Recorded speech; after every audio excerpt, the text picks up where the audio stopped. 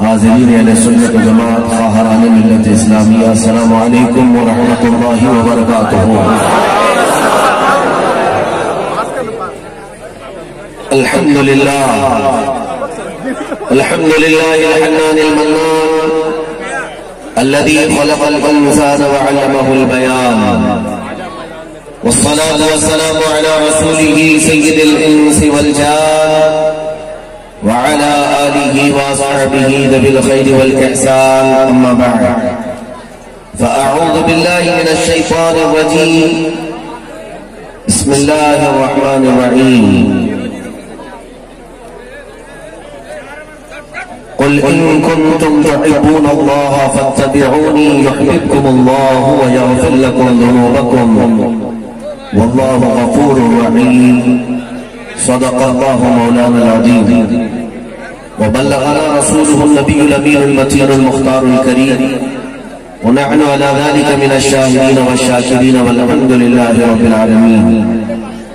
بارگاہ رسالت معاب صلی اللہ علیہ وسلم میں درود پاک کا ہدیہ پیش کریں۔ اللهم صل على سيدنا ومولانا محمد معدن الجود والكرم وآله وصحبه الكرام وابنه الكريم وبارك وسلم صلاة دائمة سرمدا أبدا۔ عزیزان جناب وقار وحاضرین اجلاس، رات کی اس تاریکی میں اتنے بڑے مجمع کی یہ گرمی بتا رہی ہے کہ زمین پر سے عاشقان رسول فوت نہیں ہوئے، سبحان اللہ، چاہے وہ ہندوستان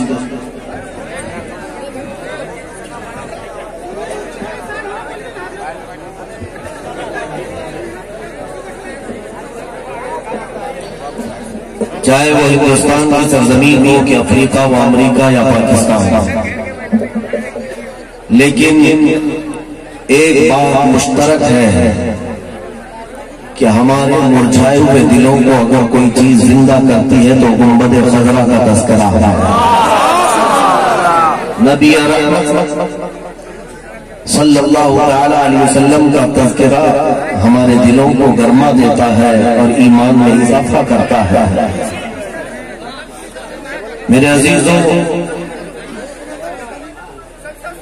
ممبر پر اسٹیج پر ہو سکتا ہے بہت ساری شاعریاں جو شاعران اسلام یا مداحان رسول گنگناتے ہیں، کبھی کبھار اور لہو ان کی زبانوں سے آ جاتا ہے، لیکن ابھی مجھ سے پیش کر جس نعت رسول کو اور مداح رسول کو آپ نے سنا، ان کے ایک کلام میں ایک ایک شعر سچائی پر مبنی تھا۔ میرے عزیزوں، یہ بات ہمارا ہر بچہ کہے گا، ہمارا ہر بچہ کہے گا اسلام تھا، اسلام ہے اور اسلام ہے۔ میرے عزیزوں، یہ تمہاری دینی محبت ہے اور اپنے اسلام سے بالغانہ عقیدت ہے۔ اب اس کے بعد یہ بھی سمجھ میں آ جاتا ہے کہ کوئی کوفے میں بیٹھا ہوا ایک لومڑا یا ایک لومڑی اگر پکار کر کہے کہ ہم کیول اسلام کے وناش میں اپنی زندگی گزاریں گے، اسلام کو روئے زمین سے ختم کرنا ہمارا مقصد ہے۔ کچھ آوازیں آپ نے سوشل میڈیا میں اس طرح کی سنی ہوگی، ان گیدڑوں کو سن کر کے کوئی مایوس نہیں ہوتا۔ الحمدللہ ہمارا کوئی بچہ مایوس نہیں ہوتا، اس لیے کہ ہمارے ہر بچے کو معلوم ہے کہ یہ اپنی کھجلی نہیں مٹا سکتا، اسلام کا مٹائے۔ اسلام کسی گلی محلے اور کوچے کا ایک دین نہیں ہے، یہ آفاقی دین ہے جس کو اللہ رب العزت نے اپنے حبیب کے ذریعے پھیلایا ہے، اور اس وعدے کے ساتھ لِيُظْهِرَهُ عَلَى الدِّينِ كُلِّهِ، قرآن میں اللہ تعالیٰ نے یہ فرمایا ہے کہ محبوب هُوَ الَّذِي أَرْسَلَ رَسُولَهُ بِالْهُدَى وَدِينِ الْحَقِّ، وہ اللہ ہے جس نے اپنے رسول کو دین حق کے ساتھ بھیجا. کیوں بھیجا؟ اس لیے بھیجا ہے کہ پوری دنیا میں یہ دین غالب آ کر رہے گا، چاہے تمہیں برا لگتا ولو کریہ الکافرون. کافر اگرچہ اسے ناپسند کرتے ہو لیکن جو ہونا ہے وہ ہو کر رہے گا انشاءاللہ.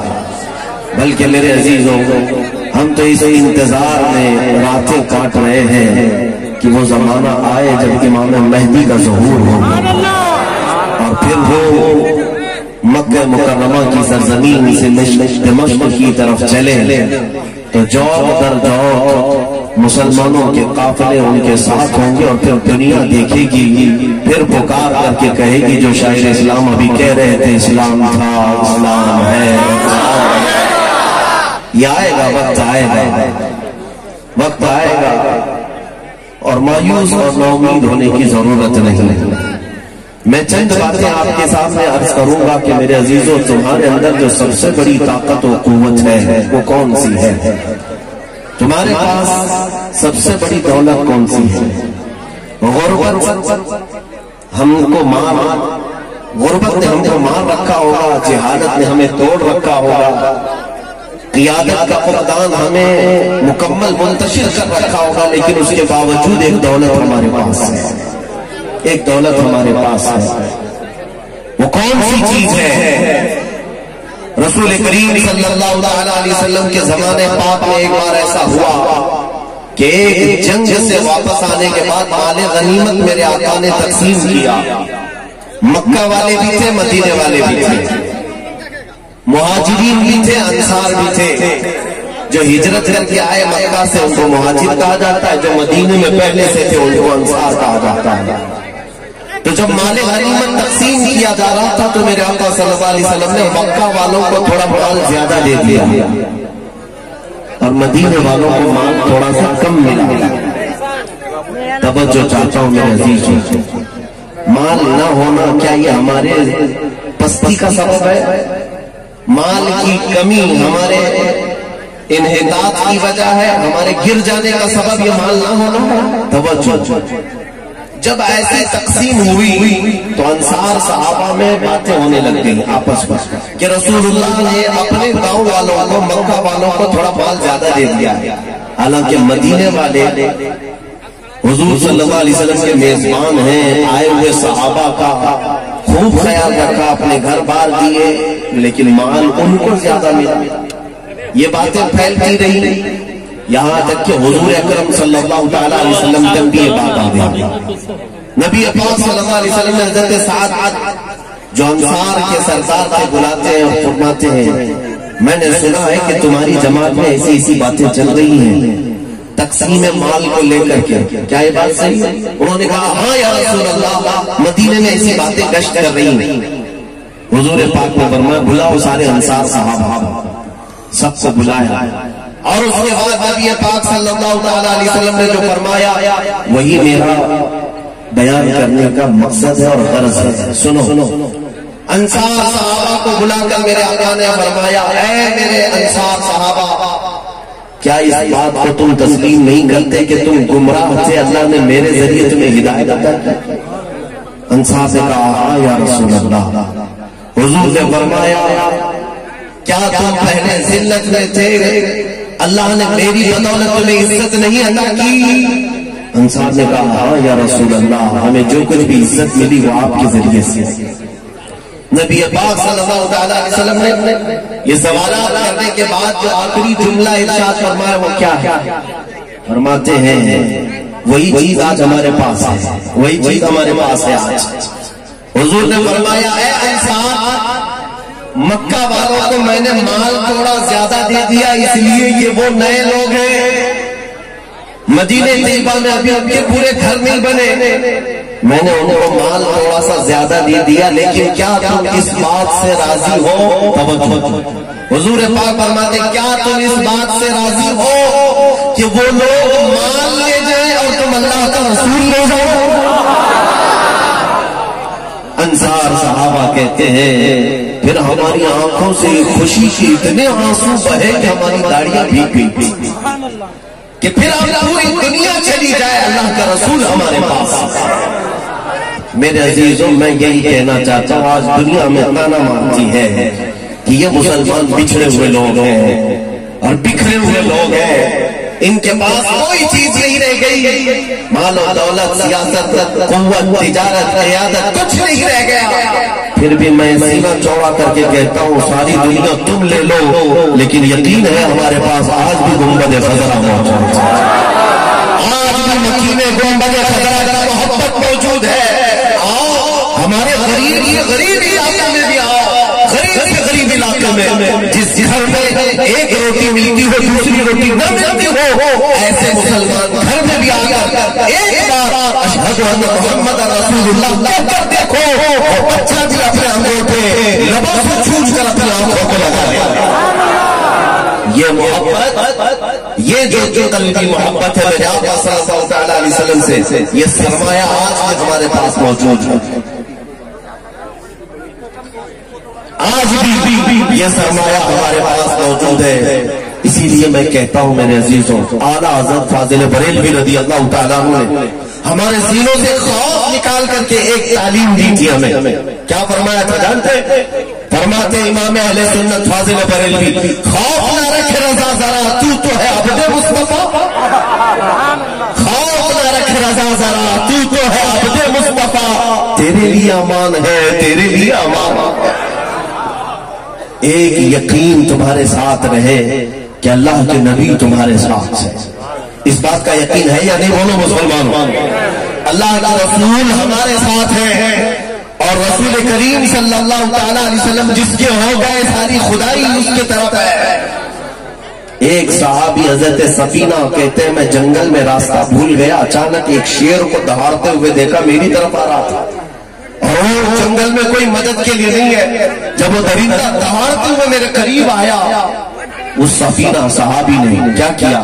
پتھر لے کر کے مارا، لکڑی لے کر کے مارا، کس چیز سے اپنا ڈیفینس کیا؟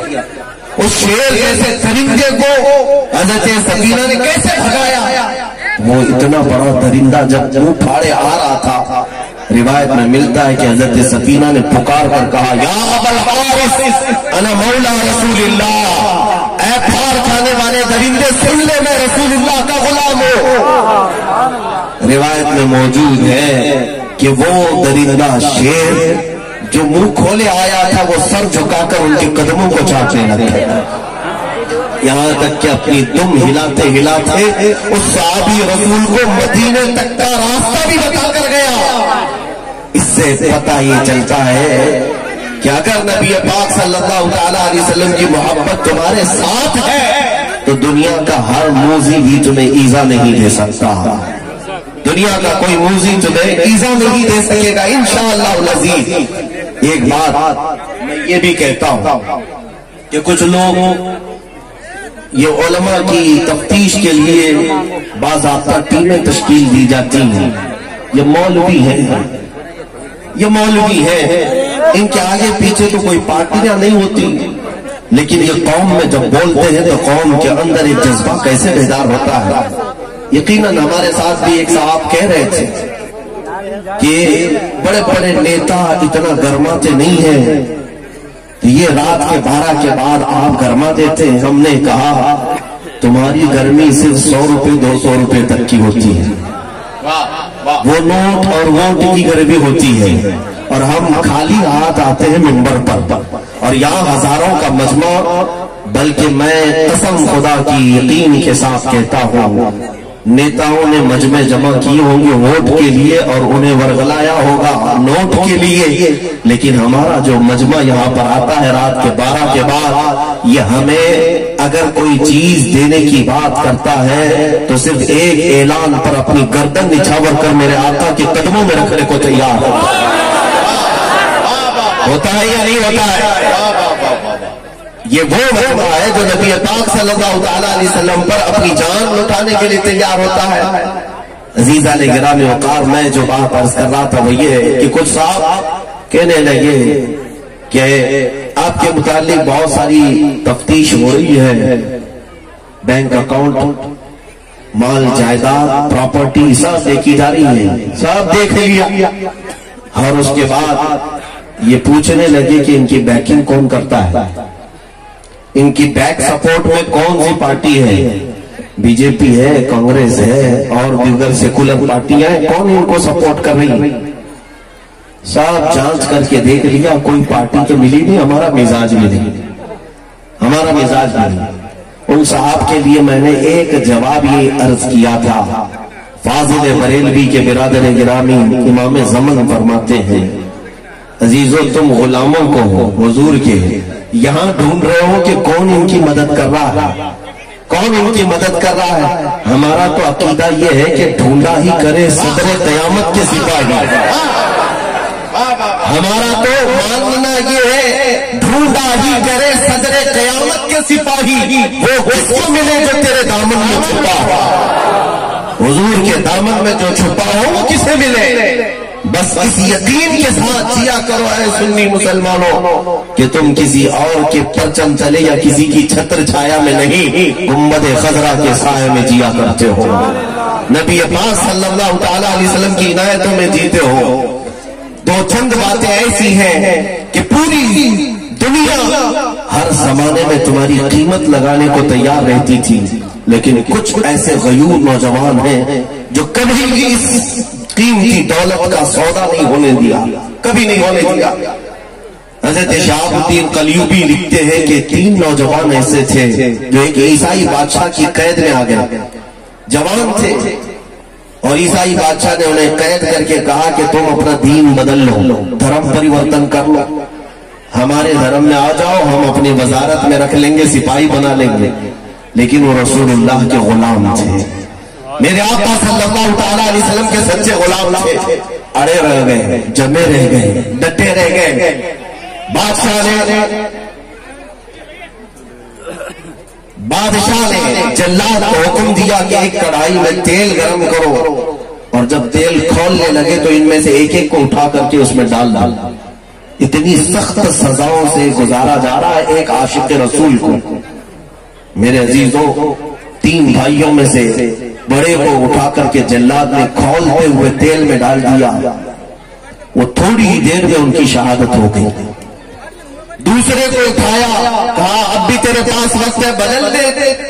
اس نے کہا اب تو تم نے اور بھی دشوار کر دیا ہمارے لیے، میرے بھائی کے ساتھ بھی غداری نہیں، میرے مصطفیٰ کی شریعت کے ساتھ بھی غداری نہیں۔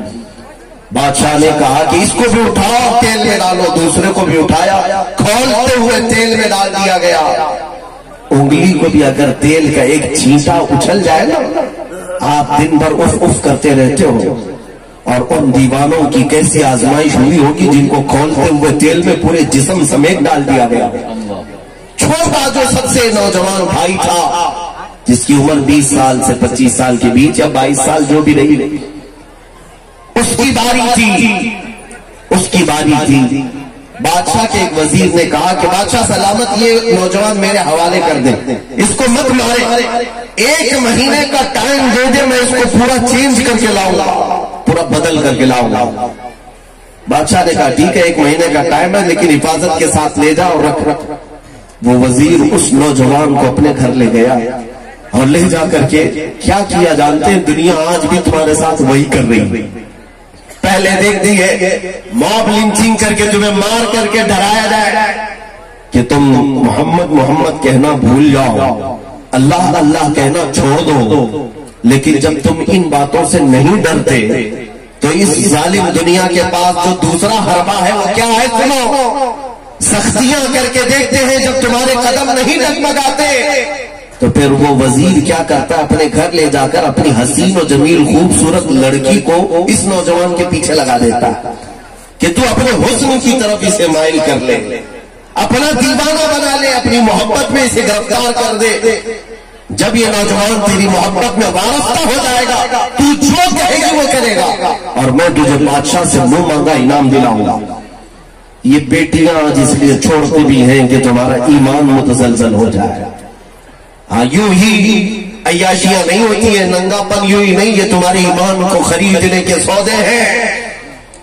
آج جو کچھ بھی تم دیکھ رہے ہو، بہت سارے نوجوان، میں یہ کہتا ہوں اگر تمہاری آنکھیں اتنی ہلکی ہیں کہ یہ چکا چوند کو دیکھ کر کے تم بک جاتے ہو، تو پھر تم نے اپنے نبی پاک کی محبت کے ساتھ غداری کیا۔ उस छोटे नौजवान के पीछे उस वजीर ने हसीन और जमील बेटी को लगा दिया।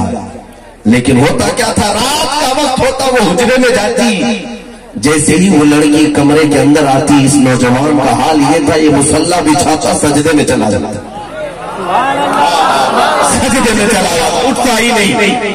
वो बैठी रहती, कभी ओढ़ती थी, कभी डोलती थी कि अब उठेगा तब उठेगा, मुझे देखेगा। रात गुजर जाती, चली जाती, एक रात, दो रात, 3 रात, यहाँ तक कि 25 रातें गुजर गई, मगर उस जवान का सजदा खत्म नहीं हुआ।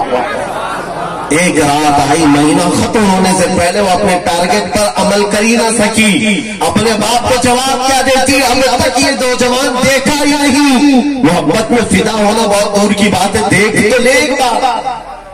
वो सजदे में जैसे ही गया, आखिरी रात थी, उस खातून ने कहा, ए कठोर दिल, ए कठोर दिल, एक बार अपना सर उठाकर मेरे हुस्न को देख तो ले।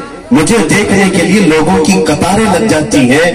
मेरे निकाह के लिए बड़े बड़े बादशाहों के शहजादों के पैगाम आते हैं, और एक तो है कि मेरी तरफ देखना भी नहीं चाहता।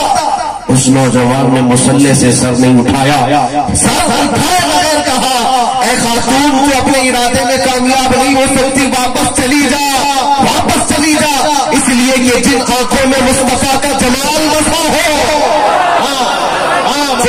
अपने नबी के दीदार में मौत हो चुकी हो, उनको तेरे जैसा हुस्न धोखा नहीं दे सकेगा।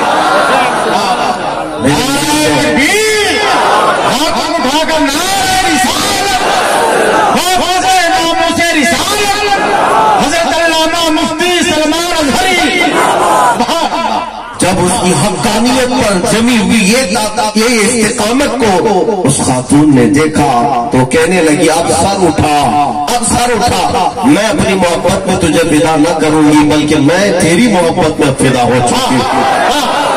तुझ जैसा हक नौजवान मैंने आज तक नहीं देखा। सर उठा, जिस खुदा की तू इबादत करता है, जिस मुस्तफा के हुस्न में तू मुस्तगरक है, जरा मुझे उनका दीवाना तो बना ले। वो नौजवान उठा और उस खातून को दायरा इस्लाम में दाखिल किया। ये है हमारी पता, इस्लाम था, इस्लाम है और इस्लाम है। मेरे अजीजों, उस नौजवान ने कहा, क्या हम अजनबी हैं, हम गैर महरम हैं, इस तरह रह नहीं सकते। उस खातून ने कहा, ये दयारे गैर है, हमें यहाँ से निकलना होगा। वो खातून कहती है, मैं तेरे लिए रास्ता हमवार करती हूँ, जब तू यहाँ से निकल कर जाए तो मुझे भी साथ ले जाए, हम दोनों निकाह कर लेंगे। उस खातून की बात पर वो नौजवान रात के वक्त निकला। वो नौजवान लड़की उस जवान शहजादे को लेकर निकल पड़ी। शहर से बाहर भी अभी नहीं गए थे, घोड़ों के दौड़ने की आवाज आई।